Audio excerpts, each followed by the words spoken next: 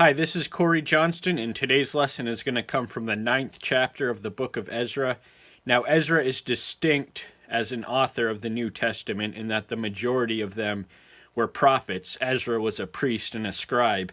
Now, there's usually, more often than not, a dichotomy between prophets and priests, in that the priest generally attended to the ceremonial aspects of Hebrew spiritual life, so they tended to be more mechanical and ritualistic, and it was often succumbed to idolatry. So it was often their abuses and neglect which compelled Yahweh to send the prophets to lead the people who were misleading the people back into the right path. And Ezra, some of the prophets were priests, Jeremiah and Ezekiel, and you can type in Corey Johnston, Ezekiel 14 for more on that, how that dichotomy is reconciled in Ezekiel.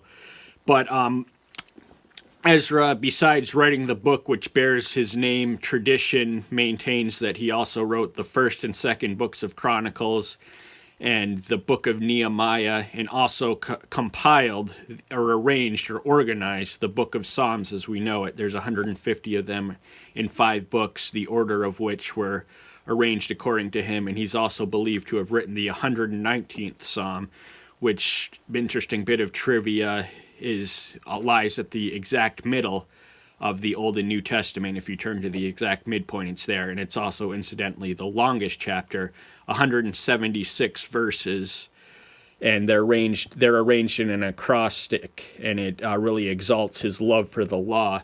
An acrostic is the Hebrew where each they're ordered in 8 verses, each beginning with the 22 divided by times 22 times 8 is 176. The Hebrew language categorically excludes vowels, so every word in an 8-sentence section corresponds to the order in the Hebrew language. And for another example of an acrostic, you can type in Corey Johnston, Lamentations 1 through 13. I'm not fluent in Hebrew, although I do utilize a concordance, which is I don't think a fluency in Hebrew is necessary to extract the efficaciousness of the Old Testament, but it can ultimately enhance one's understanding and appreciate. Oftentimes I also earlier mentioned that Nehemiah was the book of Nehemiah was authored by Ezra. Now, the 2 Chronicle books correspond to many of the events in the King's Chronicles. They're often compared, and yet they're distinct in emphasis in that the Chronicles are they purge many of the defects of the leaders. So he's working from that material, but he presents an ideal image of the kings and priests because it was ultimately written from a priestly perspective. He didn't want to give a negative example for them to emulate.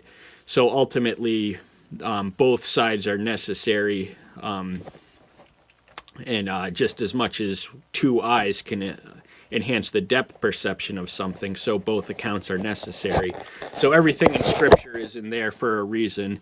And the second book of Chronicles ends with Cyrus, who conquers Judah's conqueror, Babylon, and allows them, he was a liberator more than a conqueror for the Jewish people, in that he enabled them and allowed them to return to their native land and reconstruct the temple.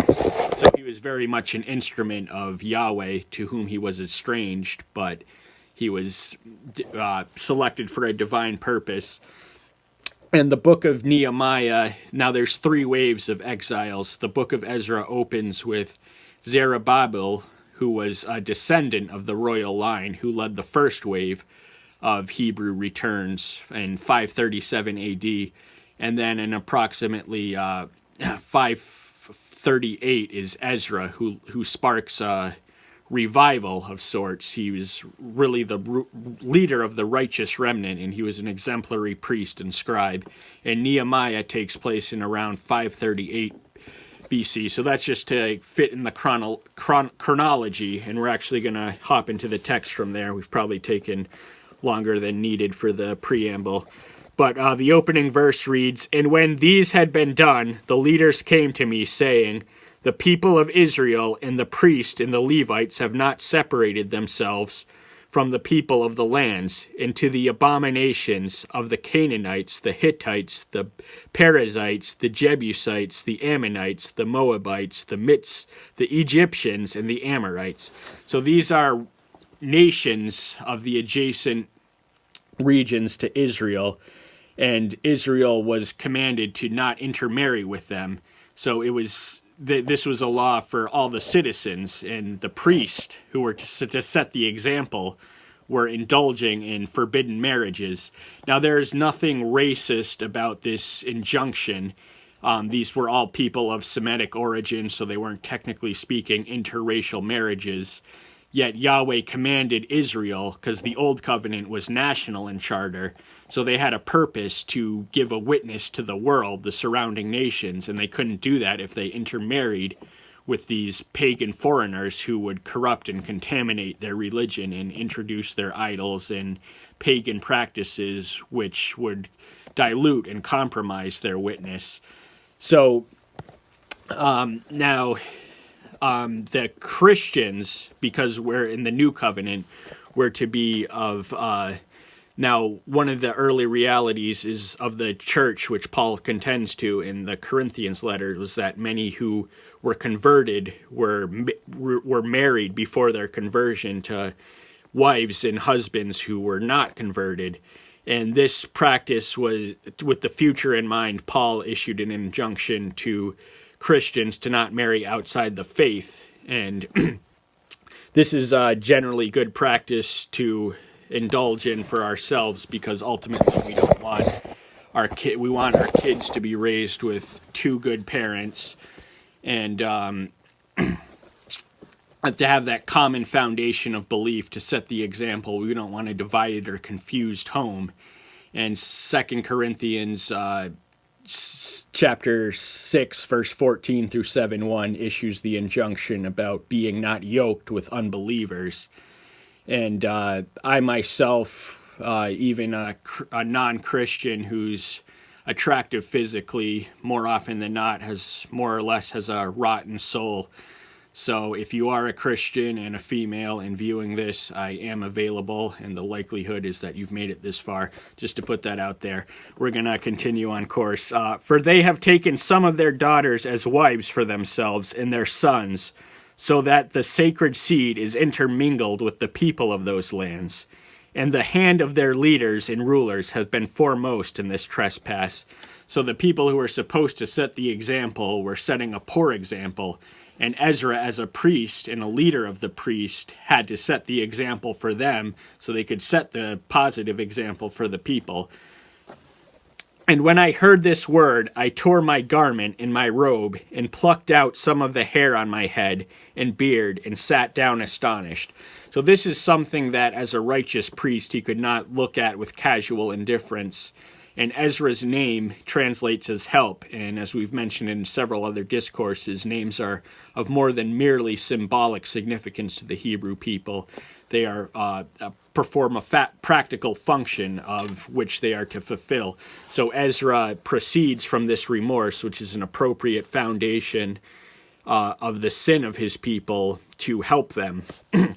"Then all those who trembled at the words of the Elohim of Israel gathered to me because of the trespass of the exiles, and I sat astonished until the evening offering."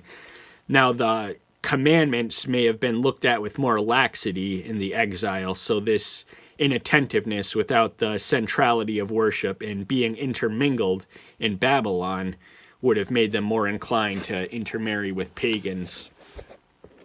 "At the evening sacrifice I rose from my affliction, and having torn my garment and my robe, I fell on my knees and spread my hands to Yahweh my Elohim." So an offering was a function of the priests. They were of sacrificial for sin significance, and he has plenty of cause to be afflicted, because this is no mere transgression. It's a society-wide endemic which afflicted his priestly caste, which he was could not look at with benign neglect, or it essentially arose through laxity, which arose in the exile, and said, O my Elohim, I am too ashamed and wounded to lift up my face to you, my Elohim, for our wickedness have risen higher than our heads, and our guilt has grown to the heavens. So he's sharing with the guilt. Now, Ezra was not guilty of this particular sin, yet he confesses the nations of the sin in his priestly capacity. Priests exist to serve as the mediaries between man and divinity. And so he assumes the guilt for them because he's ultimately confessing the sins of the nation. And our wickedness have risen all the way to heavens. We read as early in Genesis 4:10 when Cain slays Abel that his brother's blood screams all the way up to the heaven. And in the book of Jonah, we read that the ancient epicenter of iniquity, Nineveh, the capital of the Assyrian Empire, their iniquities had reached all the way up to the heaven. Since the days of our fathers to this day, we have been very guilty, and for our wickedness, we, our kings, and our priests have been given into the hand of the kings of the land to the sword, to captivity, and to plunder, and to shame of faces, as it is this day. So he's reviewing the history of Israel, and this was a prolonged pattern of sin. This was not, sin rarely occurs overnight, and it affects more than just yourself. So there's society-wide consequences for sin. You never sin alone. Now, you can excuse and rationalize any sin, but the fact is that it does have a ripple effect consequences on the ones you love and the society in which you exist. So, bottom line, don't look at sin with benign neglect because it's very real consequences. And if nothing else, you shatter your relationship with the one whose relationship can give your life ultimate meaning. But now for a short while, grace has been shown from Yahweh our Elohim to leave us a remnant to escape, and to give us a peg in his sacred place, that our Elohim might enlighten our eyes and give us a little reviving in our bondage. So this is an act of supreme grace, which he acknowledges that he allowed a righteous remnant to return, which wasn't completely righteous yet, but Ezra stimulates the revival, which leads them to righteous repentance. And he's allowing them to return to their sacred place. Now they have to honor higher standards now that they're back in the chosen land. So the laxity and permissiveness and the inattentiveness to the Mosaic law could not continue as it had in Babylon. For we were slaves, but in our bondage our Elohim did not forsake us, and extended kindness to us in the presence of the king of Persia, to revive us, to raise up the house of our Elohim, to restore its ruins, and to give us a wall in Judah and Jerusalem. Now the walls were built by Nehemiah, who, remember the chronology, about roughly 7 years before or after Ezra came. Nehemiah was a secular ruler who was not a scribe, or he was a man of action, so the account which bears his name was written by Ezra, most scholars believe. But this again reiterates the role that Persia was a liberator, not conqueror of Israel, who allowed them to return to their promised land. Now they were still under their control, but they were benign masters compared to the Babylonians, who transplanted them to their capital city as a means of control. And now, our Elohim, what do we say after this? For we have forsaken your commands. And there's not really a whole lot to say when you've been found out and have forsaken the commands. Now, there are very real consequences and warnings for disobedience to the covenant, for which they were exiled in the first place. And the fact that they had sinned in their exile, which was rooted in sin, was all the more troublesome. So they really had a higher bar to honor now that they were returning to the land by his grace, which you have commanded by your servants, the prophets, saying, the land in which you are going is to have a land unclean through the uncleanness of your peoples with the lands, and by their abominations with which they have filled it, from one end to another by their uncleanliness.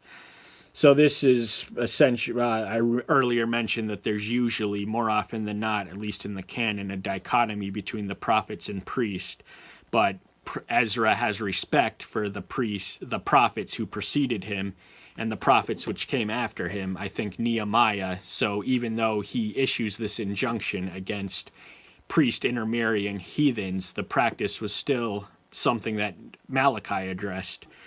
And now do not give your daughters as wives for their son, nor take their daughters to your sons, and do not seek their peace or wealth ever, so that you are not strong, and shall eat the good of the land, and leave it as an inheritance to your children forever.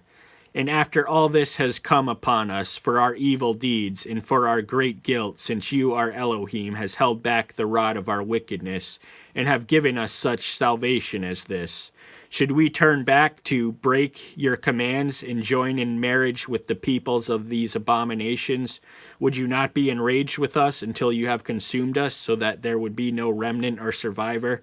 O Yahweh Elohim of Israel, you are righteous, for we are left as a remnant, as it is this day. See, we are before you in our guilt, so that there is no one to stand before you concerning these. Now, a lot of what I just read were rhetorical questions that really don't demand an explanation or elaboration, but ultimately we're running out of time, so I had to read the remainder of the chapter in its entirety. And I don't want to do all your thinking for you. I want to encourage you to look at passages in new lights. So I hate to do this to you, but you're on your own, and that concludes today's message. Thank you so much. Tune in next time. Bye-bye.